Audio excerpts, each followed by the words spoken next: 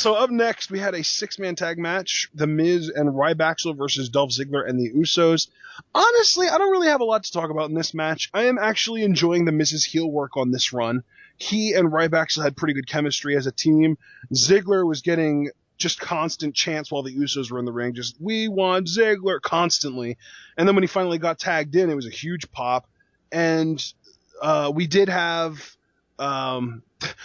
someone on Reddit referred to them as 3BM rather than 3MB because it's three black men, Big E, Kofi, and Xavier Woods, standing out there just kind of watching this match, kind of presumably scouting the Usos for the titles. But yeah, not really a whole lot to talk about. Miz tries to interfere, well, not really interfere, tries to distract Ziggler long enough for Ryback to pick up the win, but Ziggler ends up getting out of it and hitting a zigzag for the win for his team. Yeah, Ziggler rolls on with his momentum. I'm really thinking it is going to be Miz versus Ziggler at SummerSlam. I was less convinced of a triple threat tonight because we got no presence from Bo Dallas. It would have been cool if he was on commentary. Well, I mean, we did have presence from Bo Dallas, just not during this segment. Yeah, just not in the context of this segment revolving around the Intercontinental Championship. So maybe it could still happen, because anything can happen in the WWE, but I did become less convinced after tonight. However, one thing I do want to point out very quickly, because Ashton pretty much said all that needed to be said about the matchup. I read another rumor about the SummerSlam card that the Usos may be in a multi-team title defense at SummerSlam. It could be 4 teams competing for the tag titles, so I could see the Usos, Kofi and Big E, Gold Star, and maybe Eric Rowan and Luke Harper again, because Rybax, I don't know, they've just been, on kind of a losing role again. The Ascension?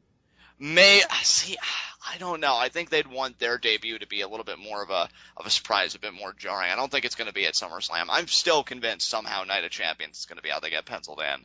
Nice. But probably because 3 years ago, maybe 4, Night of Champions was when we did have the tag team title gauntlet where Dashing Dreams won the titles.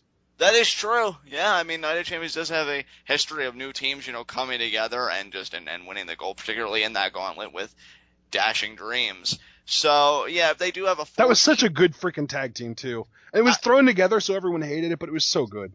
Yeah, I mean, the talent in there was just extraordinary. But, yeah, if the Usos have a 4-team title defense, at SummerSlam, I could get behind that. Honestly, again, it just seems like they might lose the titles, but I don't think they will. I'll have to give that more thought depending on who fills it out, if that match is even true. But yeah, this match was solid. Ziggler again gets a second straight win. He's getting that momentum. I would like to see it result in the championship win, but something tells me Miz is going to go on a semi-lengthy run, so we'll have to see how this all shakes out. Yeah, I think you're probably right. But regardless, the Usos and Ziggler win because of Ziggler pinning Ryback after a zigzag. Up next, we had R-Truth comes out, does his dance and rap thing. He tells Houston to make some noise and gets a big pop. Bo Dallas comes out. He says Truth can never be undefeated like him because he's lost a lot of matches in his career. A lot. And then he says Truth will be victorious one day if he just believes. And the bell rings. Bo takes Truth down. He's so happy about taking Truth down that he does a preemptive victory lap. Comes in back into the ring and gets pinned. R-Truth broke the streak. Yeah, and he gets pinned. It's so funny because when this first happened, it was really the fan reaction in me, of course. I was so jarred and a little bit angry. I'm like, really? You're going to have R-Truth put the first loss on Bo Dallas's record? But then, as I calmed down from the initial, shock of the moment, I realized, you know what? This is absolutely perfect because this is going to teach Bo Dallas a lesson that he needed to learn with all of his boasting and his match antics. That he was right. All you had to do was Bo leave, and that's what R-Truth did, and that's why he won. Well, and I was going to say that you are your own worst enemy in that ring, and I think this is going to be that more serious while still inspirational Bo Dallas that I think you and I have been waiting for ever since he dropped the NXT championship, quite honestly, because, after the match, Bo Dallas, he looks surprised, but he kind of feigns a smile, and he says, well, you beat me, and he seems to display sportsmanship at first, but then he clocks him over the head, and then he pretty much does the double-arm DDT laying Truth down, and then he does another victory lap, feeling like a real winner after perpetrating that assault successfully on R-Truth. So, you know what, I think we needed to get this loss out of the way. I mean, no undefeated streak ever lasts forever, of course, so now that we got that loss out of the way, I see Bo stock going nowhere but up, so... Yeah. Absolutely. Well, I don't know about nowhere but up, but I could definitely see Bo getting a bit more of a push after this. So, up next we had Jericho Rollins, I believe. No, Rusev. That's right. Rusev comes out. Rusev and Lana, of course. And this was about the closest thing to being a hate of the night that I had tonight. But then I realized they're in Texas, so I can't really hold it against them. Yeah, I mean, guys, I don't even really want to talk that much about this segment, not because it was bad anyway, but because, again, really nothing new was said here. You had Lana, again, except for the fact that Zeb Coulter was buying into gender roles and being incredibly sexist. Well, yeah, but you know what, dude? I've almost, that didn't even faze me because of his gimmick. And everything. I don't know if he really believes that, how much of that is true or how much of it is gimmick, but when you hear him talk about immigration and American policies see, and stuff, but my only thing is I don't have a problem with the fact that he said it. What I have a problem with is that it was perpetrated as something that a good guy would say. Like, he was cheered for. Yeah, I see what you're getting at. Yeah, it's the mouth, what it's supposed to represent and how it came off. Yeah. I can agree with that. I mean, it's 2014. This isn't the 1950s. Women are CEOs getting better jobs. There are stay-at-home fathers now doing things. I mean, to me, I've never really believed in gender roles to begin with personally, but even if there is such a thing, you can't even really argue that they haven't evolved from, several decades. Right. So, Zeb Coulter seems pretty fixated in the times. And another problem I had, and I'm sorry, that was one goring problem, and I am glad you addressed it. But again, Lana is constantly attacking America and everything else and building up Russia. That's fine. I expect her to do that. Why isn't Zeb doing the same? Because instead he's just trying to refortify the American wall for Lana to knock it down again. Right. Why aren't you throwing Russia's missteps in her face? Again, I just feel like there's such a missed opportunity for good. He still hasn't brought up Stalin. Yeah, I'm still waiting, but maybe that's crossing a line for WWE that they don't want to. In which case, I guess that's fine, but it almost makes you wonder if the WWE would ever go through with a Nazi German elitist gimmick. I don't think so. I'm honestly surprised that JBL still kept the job when he did the goose step at a live event. That was hilarious, though. I mean, he pulled it off and it got great heat, but I mean, Jesus. It just kind of surprised me that he hasn't referenced Stalin, only because, they in schools, it's not like this is something shunned away from in the public education system. We talk about the Cold War. We talk about World War II Russia. It happened.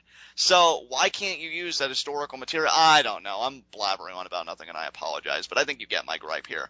I understand, because you're more concerned with the fact that Lana attacks America and defends Russia, while Zeb only defends America and never attacks Russia. Exactly. It just seems so lopsided. Right. But regardless, he sicks Swagger on Rusev. They have their little exchange.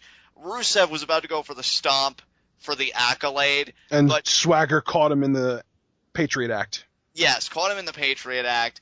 I've heard, and again, I've been hearing a lot about the SummerSlam card, right? One gimmick match that I do believe is going to happen, I've heard allegedly that Swagger and Rusev are going to have a flag match. Why? Flag on a pole? Yeah.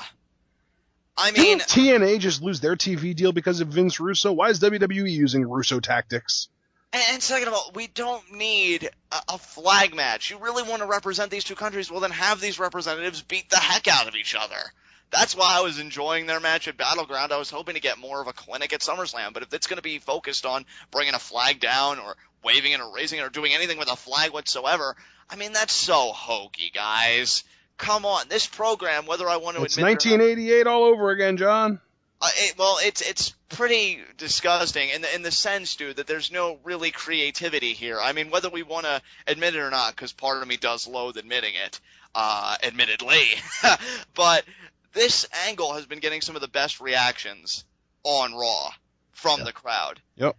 And you're going to have the payoff be a flag match. What? Come on, guys. Ashton, I have nothing more to say about it. If you don't either, we can move on to the next segment.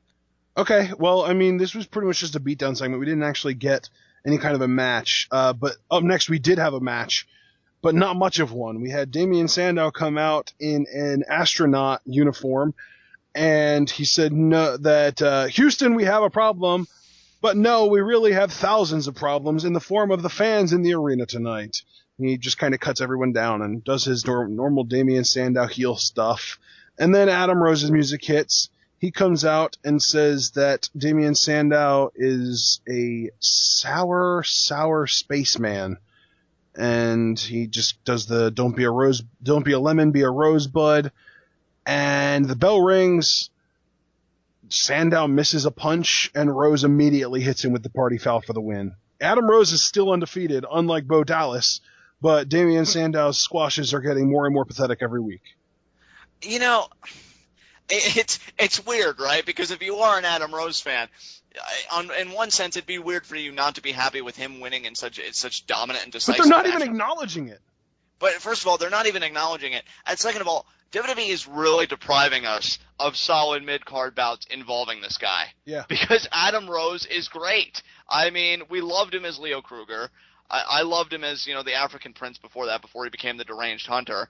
And here is Adam Rose. It's a good time waiting to happen. I mean, the NXT arena consistently loves him. And I just feel like, I don't know if the proper term is that he's being held back, because he is getting to be on TV, so he does get a chance to maximize minutes. Well, it's not even really maximizing minutes, those for Rose. It's more like maximizing seconds. Right. This guy doesn't really get to do anything. And then when WWE considers him doing something, it's promotional work for a product that's completely unrelated to wrestling. See Twisted Tea and Sonic. It's absurd, and I think a little bit insulting to a man of his talents, because he's just so good in that ring. I would like to see a legitimate program, but I'm not holding my breath. I guess we'll just have to wait and see where the Exotic Express stops next. And to me, the really crazy part isn't even necessarily that he kind of only gets squash matches and this kind of stuff. To me, what's crazy is that when we say, oh, he's really, really good in the ring, he's also really, really good on the mic, regardless of what his gimmick is. And he doesn't even really get mic time. He had a 10-second promo and then a 30-second match tonight, and that's it. It's a shame, because I think he has so much to offer, but he's not given the time to really show it. Right. Which is why, to a degree, I don't even know, unless, of course, you watch NXT, and I say that because they do give him time and stuff, not because, NXT is wonderful and everybody should watch it, which, I mean, in my opinion, you should, but right. I wouldn't hold it against you. But I feel like if you've only watched Adam Rose on the main roster, it's kind of hard for anybody to really form an opinion on whether they love or hate the guy, because they don't have the time to foster that relationship. What am I going to really judge off of a guy, Ashton, in 40 seconds? There's really not much. That he's a really, really, really good wrestler, because he wins so fast. Apparently, maybe that is the only conclusion you could draw, but I just think it's a shame. And if you really want to provide commentary on Adam Rose, which I'm grateful that you and I have been able to do, you'd have to go back and really watch his NXT work and the archive that he built over there of just his promos and his character changes and everything else. Right. Hope he gets a similar opportunity here, but again, I'm not holding my breath. And Damian Sandow, don't even really want to comment on that, so unless you have anything else to say, we can move on to the next segment.